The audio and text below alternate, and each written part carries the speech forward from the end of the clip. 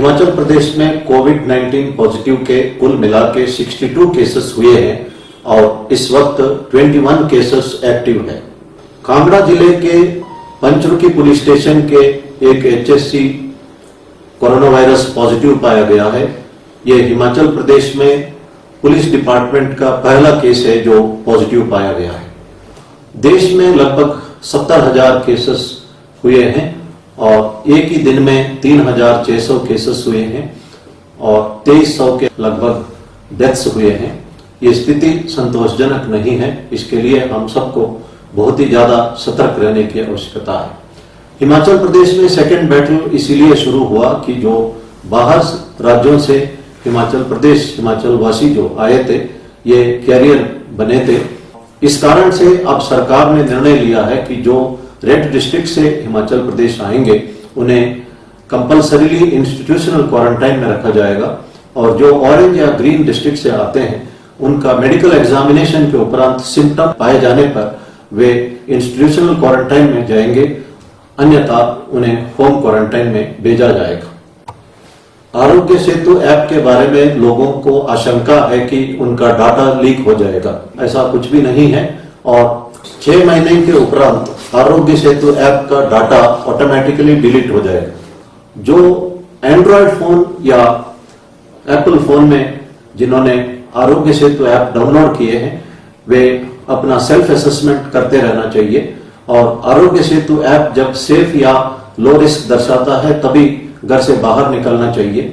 जिनके पास इस तरह का मोबाइल नहीं है वे 104 नंबर पर डायल करके अपना सेल्फ असेसमेंट कर सकते हैं। हार्वर्ड के एक स्टडी में पाया गया कि 70% लोग अगर मास्क पहनते हैं तो 100% हम कोरोना वायरस को रोकने में कामयाब हो सकते हैं।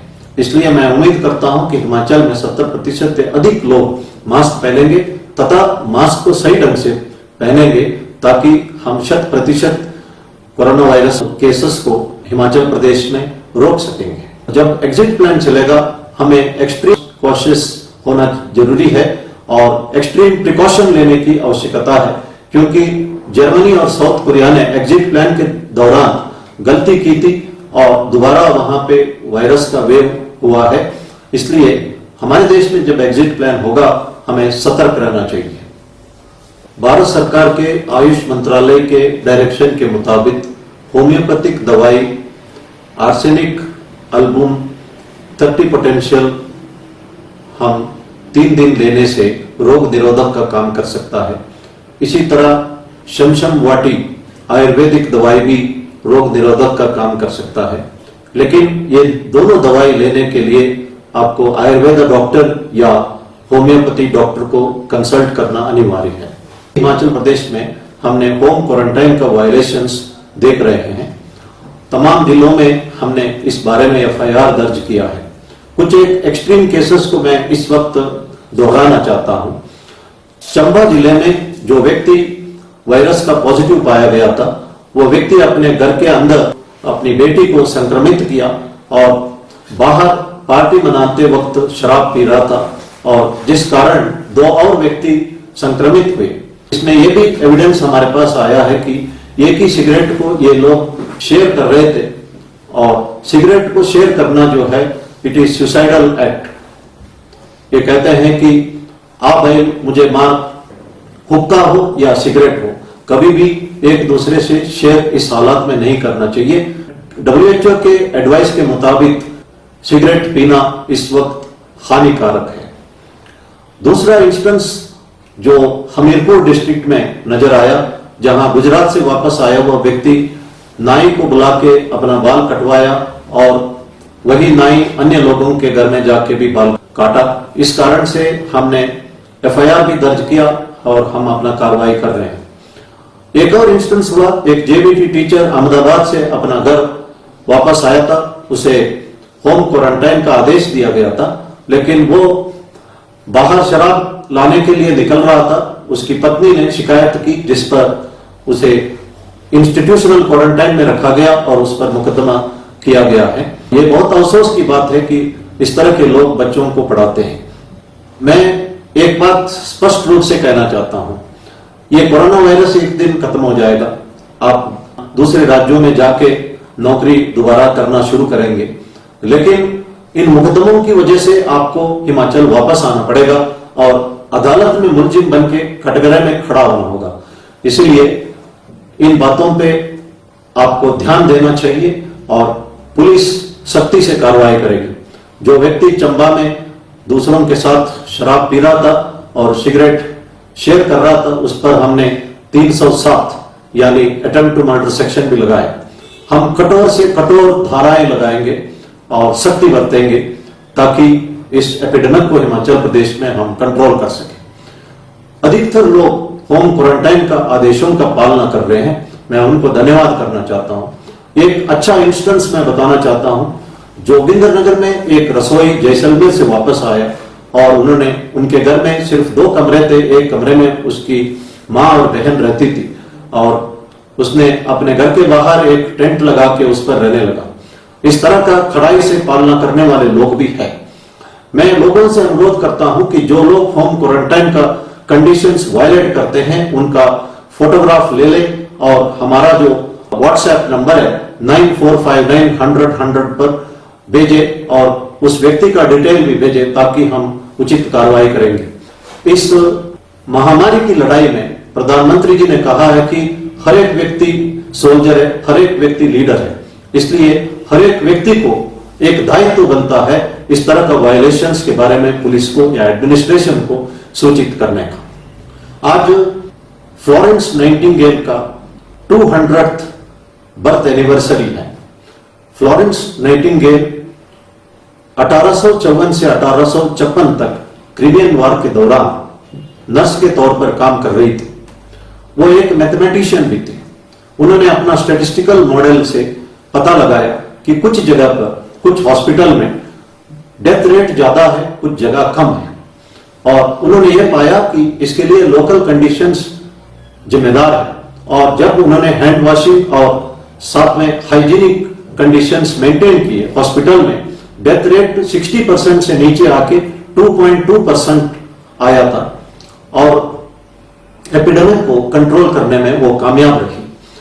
उनसे हम सीख सकते हैं कि अगर हम आदेशों का पालना करें तो इस एपिडेमिक को हम कंट्रोल कर सकते हैं। और उसने ये भी देखा है कि जो युद्ध से मरने वालों से ज्यादा एपिडेमिक से लोग मरने लगे अस्पताल में। वो रात भर एक लैंप लेके घूमती थी टेंटों में, हॉस्पिटल में, उसको लेडी विद लैंप्स भी कहा जाता था। इस वक्त हम फ्लोरेंस नाइटिंगेल से बहुत कुछ सीख सकते हैं। एक प्लेजेंट सरप्राइज हमें हुआ है। अमेरिका के राष्ट्रपति डोनाल्ड ट्रंप जी ने एक हिंदू पंडित जी को बुला के यजुर्वेदा का शांति मंत्र का पठन करवाया था और उस वक्त वाशिंगटन में उन्होंने कहा था कि इस संकट की घड़ी में भगवान एक सोर्स ऑफ स्ट्रेंथ है और भगवान ही हमें डायरेक्ट कर सकता है। हिमाचल प्रदेश में 95% पॉपुलेशन हिंदूज है और बाकी 5% भी भगवान पर विश्वास करने वाले हैं। तकरीबन तमाम लोग भगवान पर विश्वास करते हैं। हम कन्नड़ में कहते हैं संकट बंदाग वेंकट रमण। जब संकट आता है तो भगवान वेंकट रमण का याद आता है। आदि शंकराचार्य जी ने कहा है कि गेयम गीत नाम सहस्रम देयम श्रीपति रूपम जस्रम नेयम सज्जन संगे चित्तम देयम दीन जनाय च वित्तम। उनका कहना है कि भगवान का सुंदर रूप हृदय में रखे, हमारे मन में या फोटो से उनका नाम स्मरण करें और अच्छे लोगों का संपर्क रखे और अच्छे विचार मन में रखे और इसके लिए अच्छे किताब भी हम पढ़ सकते हैं और गरीबों का मदद करें, एक दूसरे का मदद करें। शंकराचार्य जी नामस्मरण और सत्संग और एक दूसरे को मदद करने में इस संस्कृत श्लोक में जोर देते हैं। नामस्मरण से हमारा थॉट, वर्ड्स और डीड्स प्यूरिफाई हो जाता है।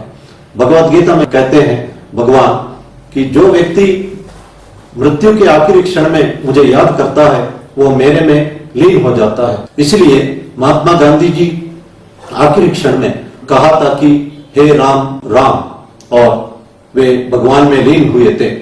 उनका वो जो मन में जो है वही वो बोलते थे और जो बोलते थे उसी को करके दिखाते थे। इसलिए वो महात्मा कहा जाते थे। और ये आखिरी क्षण में इतना आसान से संभव नहीं है। जैसे ओलंपिक का एक दाविक को लगातार दौड़ना पड़ता बचपन से ही, उसी तरह लगातार प्रैक्टिस करने से ही आखिरी क्षण में हम भगवान को याद कर सकते हैं। भगवान का नाम में शक्ति है। कहा जाता है कि हनुमान जी का ताकत राम नाम से ही है। भारत रत्न पंडित भीमसेन जोशी जी एक कन्नड़ भजन गाते हैं, नीन्याको निन्ना हंगाको निन्ना नाम वंदितरे साको रंगा। इसका मतलब है कि एक कृष्ण का भक्त भगवान कृष्ण को कहता है कि तुम्हारी क्या जरूरत है, मैं क्यों तुम्हारे लिए एहसानमंद हूं, why should I take obligation from you, मेरे लिए तो तुम्हारा नाम ही काफी है।